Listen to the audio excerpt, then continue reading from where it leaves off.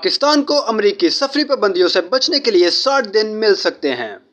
Washington امریکہ پاکستان کو security خدشات کو دور کرنے اور ممکنہ سفری پابندیوں کو روکنے کے لیے 60 دن کی مہلت دے سکتا ہے، اگرچہ کچھ پابندیاں اب بھی لاگو ہو سکتی ہیں۔ ہفتے کے روز امریکی میڈیا آؤٹلیٹس کی طرف سے شائع ہونے والی رپورٹس کے مطابق پہلے کی قیاس آرائیوں کے برعکس تجویز کا ایک لیک ہونے والا مسودہ بتاتا ہے کہ پاکستان کو ریڈ لسٹ میں نہیں رکھا جائے گا، جو ان ممالک کے لیے مختص ہے جنہیں مکمل امریکی سفری پابندی کا سامنا ہے۔ واشنگٹن میں سفارتی ذرائع نے پاکستان کو سخت ترین پابندیوں سے بچنے میں مدد کرنے کے لیے امریکہ کے ساتھ اسلام آباد کے نئے دہشت گردی کے خلاف تعاون کا سہرا دیا۔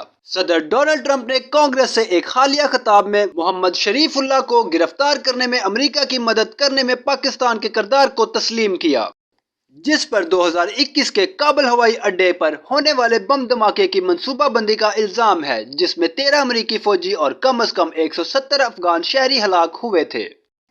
اس کے ساتھ ساتھ واشنگٹن کو افغانستان میں دہشت گردی کی سرگرمیوں میں اضافے پر تشویش ہے۔ کچھ امریکی حکام اب بھی پاکستان کو دہشت گردی کے خلاف ممکنہ طور پر قابل قدر اتحادی کے طور پر دیکھتے ہیں، لیکن وہ یہ بھی توقع رکھتے ہیں کہ اسلام آباد سیکورٹی کی کمیوں کو دور کرنے کے لیے مزید کارروائی کرے گا۔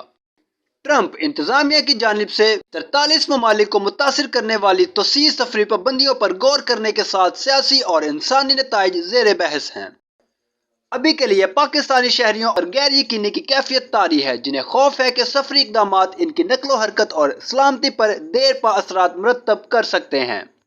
معلومات کا قابل اعتماد ذریعہ CRC، جڑے رہیں CRC کے ساتھ۔